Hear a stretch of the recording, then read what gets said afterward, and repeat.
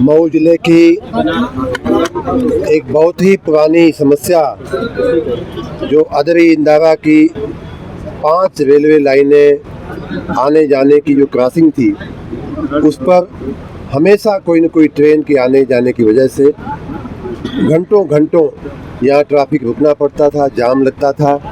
और ये समस्या जब से रेलवे लाइन बनी है, जब से रेलवे क्रॉसिंग है, तब से है। ये वर्षों पुरानी नहीं बल्कि दशकों पुरानी समस्या का निराकरण करने के लिए मैंने भारत के रेल मंत्री माननीय अश्विनी वैष्णव जी को निवेदन किया था।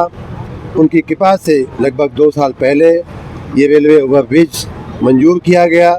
उसके बाद पिछली साल माननीय प्रधानमंत्री जी के कर कमलों द्वारा इसका शिलान्यास हुआ।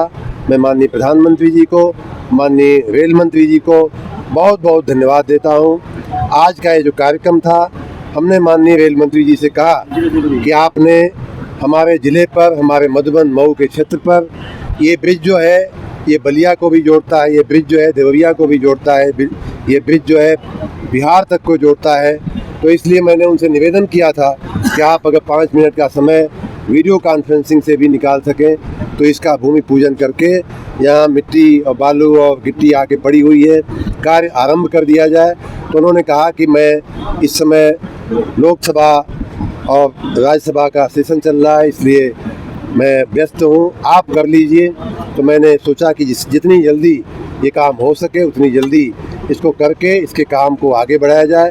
उसी कड़ी में आज ये भूमि पूजन का कार्यक्रम रेलवे विभाग द्वारा, रेलवे बोर्ड द्वारा यहाँ रखा गया था। यहाँ के उनके रेलवे के एडिशनल DRM स्वयं उपस्थित रहे और उसमें भूमि पूजन किया गया।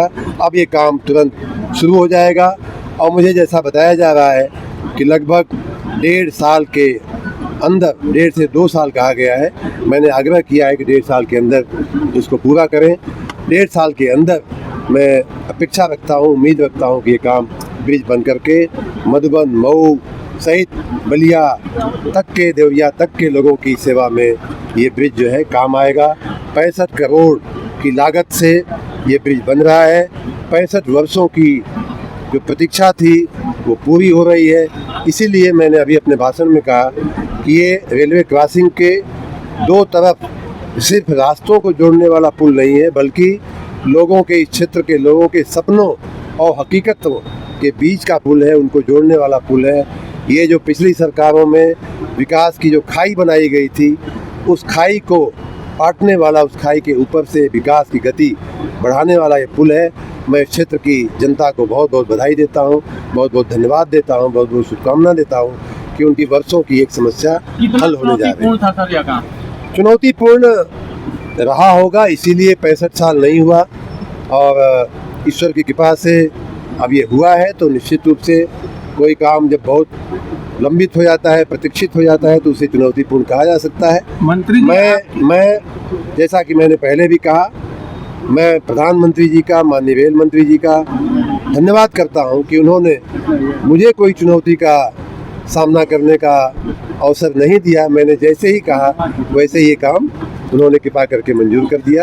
तो इसलिए मैं उनको एक बार फिर आप सबकी ओर से धन्यवाद देता हूं। मंत्री जी, विकास पुरुष AK शर्मा का नया रूप देखकर अधिकारियों में हड़कंप मचा हुआ है। आपने सीधा निर्देश दिया कि कार्यवाहियां होंगी अगर गलतियां पाई। बिल्कुल होंगी, कार्यवाहियां होंगी।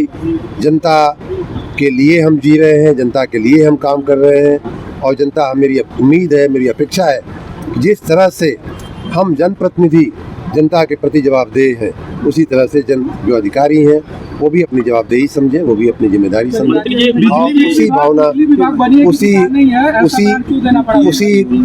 उसी भावना के तहत देखिए, दुकान जो होती है, बनिया शब्द जो है वो एक व्यापारी के वर्ग की दृष्टि से मैंने कहा है।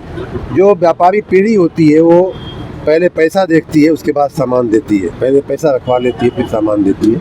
हमारी जो पब्लिक सर्विस होती है, जैसे मान लीजिए एक गांव में 100 लोगों का मकान है, 100 लोग हमारे उपभोक्ता हैं, 90 लोगों ने बिजली का बिल भर दिया है, 10 लोगों ने नहीं भरा है और पूरे गांव की बिजली काट देना, ये कहीं का न्याय नहीं है। तो उस दृष्टि से हमने कहा था कि ये कोई व्यापारी पीढ़ी नहीं है, व्यापारी दुकान नहीं है, ये पब्लिक सेवा है, पब्लिक यूटिलिटी बोलते हैं अंग्रेजी में। और पब्लिक सर्विस जो होती है उसको चलाने का एक अलग नज़रिया होता है, न कि किसी व्यापारी दुकान के साथ, व्यापारी पीढ़ी के साथ। हम एक बार फिर स्पष्ट करेंगे कि इसमें बनिया शब्द जो है उसको हमने व्यापक व्यापारी और कमर्शियल एंटिटी के साथ, व्यापारी और कमर्शियल दृष्टिकोण से हमने कहा है, किसी वर्ग या किसी सामाजिक वर्ग के साथ उसे जोड़ने का कोई।